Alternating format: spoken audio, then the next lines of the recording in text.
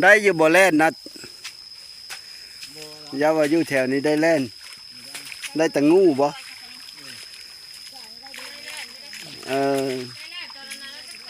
สองทางติดต่อมนต์ซ้อเสียงผู้ไทยกับสวัสดีและสบายดีพ่อแม่พี่น้องสุขุสุขคน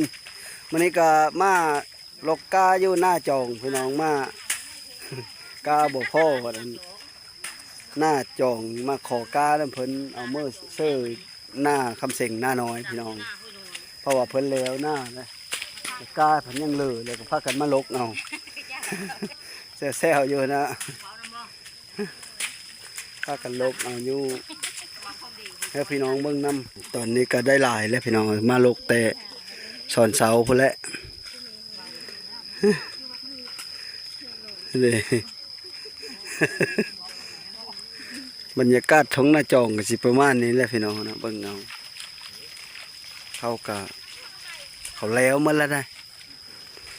70-80%เลยท้องหน้าจองก็ได้มีแต่พูดสิแล้วทั้งหมดฝนบ่ได้ตกดุบ่เลยแต่ว่าพ่อได้น้ำปัดมีสิคูค้นนะทงเลิกเขากระดำเหมือนเลยขณะยังเนาะดำเล็กดำน้อยนี่เขาจะ70-80%นะแล้วไปเลยฝนก็คึมมืดมากคือสิตกอยู่แต่ว่ายังบ่ตกมืดมากเป็นแต่ตกอยู่ห้องบ่ตกถ้าเบิ่งนี่แหละพี่น้อง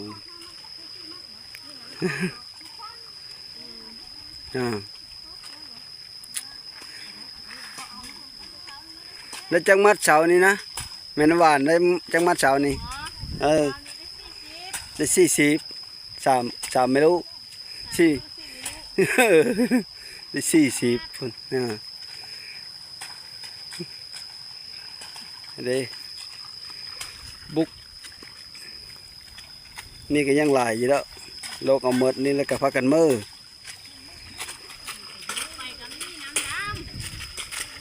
มีน้ำดำบ่พอได้อยู่ได้เมื่อดำหน้าน้อยหน้าคำเสงนั่นแหละจุ่มพลอยนึงเมื่อดำหน้าน้อย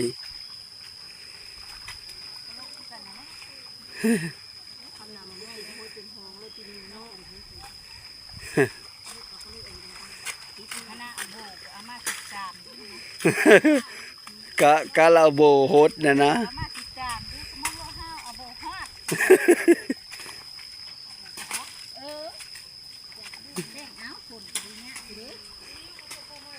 มันไปโฮดเอา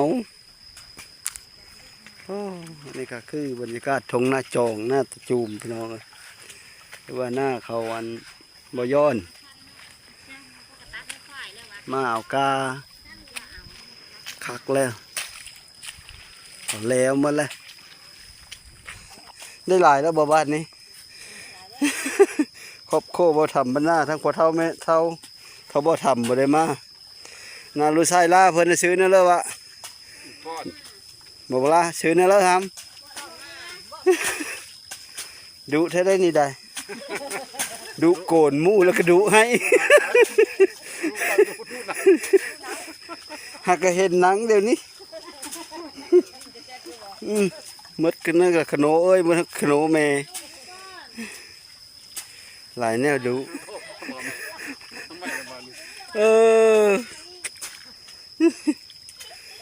ล้นเลยเบิ้งโลกาค่อยๆกันดิมันก็ได้ลงมาตอนแรงตอนเช้าก็ได้หลายเติบแล้ว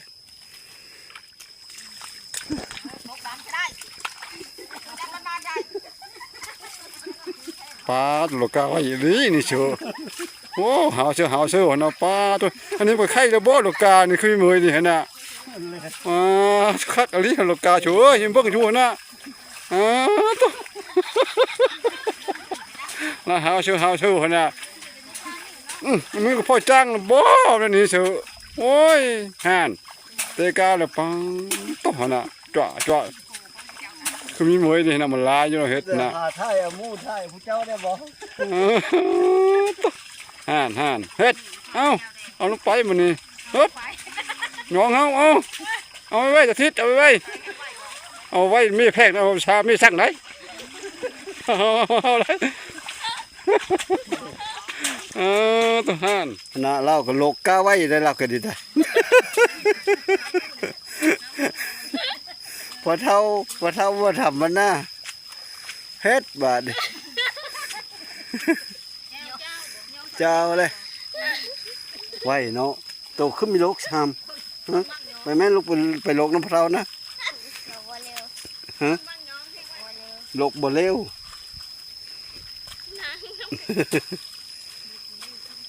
อืม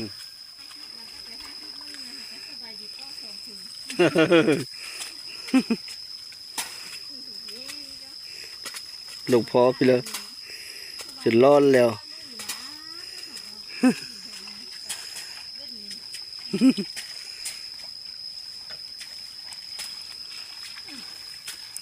ได้อยู่บ่แล่นนัด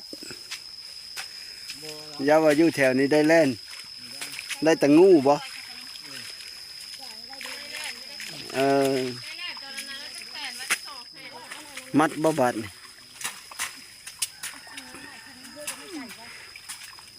อะไรจากมัดนี่ 5 มัดพุ่นแล่น ลูกท่านได้กั้นอยู่นึงสักพักเลยไหวใช่เนาะได้5 มัด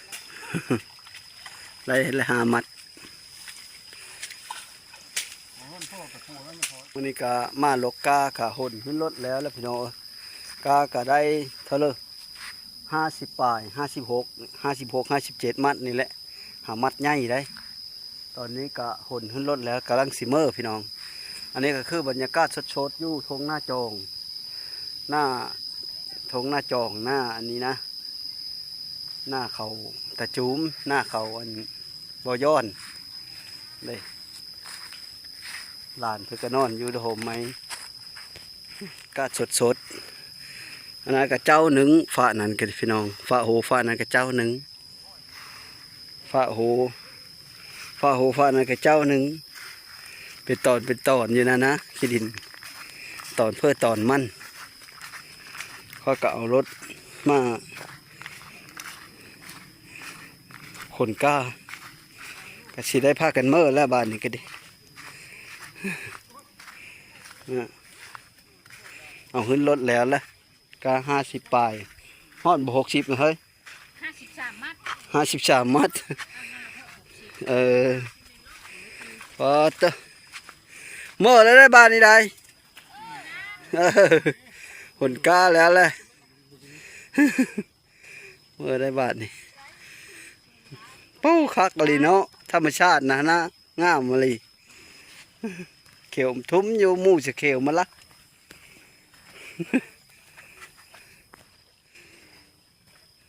เมื่อก่อนตอนนี้ก็มาฮอดหน้าน้อยแล้วทุกคนหนกาลงเรียบร้อย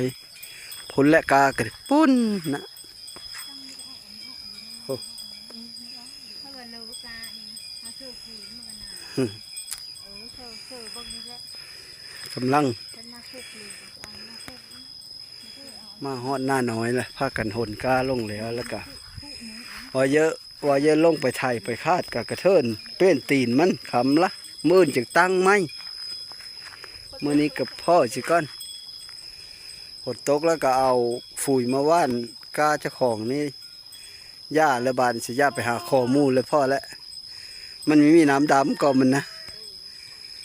บอกว่าหน้ามู่จะไปทงเลิกกับเขาแล้วมันละบัดตัวเองรถยั่งบ่มีน้ำมีแต่ยุติภายพวกนะบัดไปหน้ามู่จะทงเลิกกันแล้วมันละไว้เลยเห็นแล้วจะเมื่อบ่เฮ้ย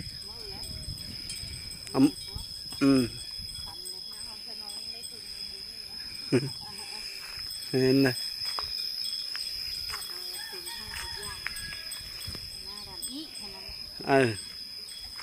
ขาดเอาเครื่องนึงเครื่องเลิกไปหันเลยดำ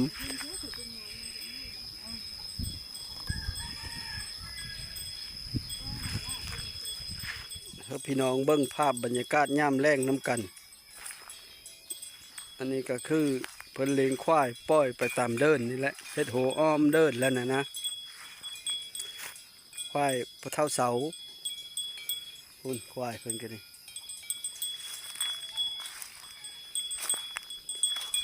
ควาย5 ตัวว่ะ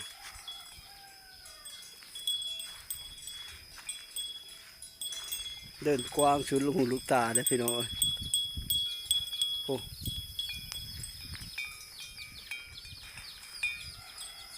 เขาเบิ่งบรรยากาศน้ำกันซื่อๆแล้วเขาเบิ่งวิวคันว่าแล้วก็เขาเบิ่งอันภาพธรรมชาติย่ำแดดๆกลางเว้นน่ะอยุดหมไหมนี่น่ะคักแต่ได้ผู้ปีลมเย็นโจ้ยๆอยู่นี่เขาก็มาเศร้าอยู่นี่แหละเทงจะไปชูหึนดอกพูนเทงก็ดีหลังจากเฮาหนก้าหนไปเลยลงแล้วก็ตอนนี้ก็พอสิได้เมื่อแล้วพี่น้องเพราะว่าเยอะคาดจะถ่ายต้อกะพอกระเทินเฮ็ดนะมันขำแล้วจะเป็นตีนมันผัดมื้นผัดเยอะเอาเข้าไปสีนะก็มันนะเลยโจะสะก้อนมื้นจังเฮ็ดแต่เสาเอาไปสีเข้ามาแล้วก็มาทัดมาคาดมาถ่ายแล้วพักกันดำมาวันนี้ก็ขอขอบอกขอบใจนำพ่อแม่พี่น้องที่เข้ามาติดตามรับชมสุขุสู้คนบ่ว่าแต่อยู่เคยอยู่ไก่อยู่ไทยอยู่ลาวหรืออยู่ต่างประเทศก็ขอเฮอมีสุขภาพแข็งแรงเฮอโซเข้ามันเฮอลำฮะโลยสุขุสู้คนเด้อสบายดี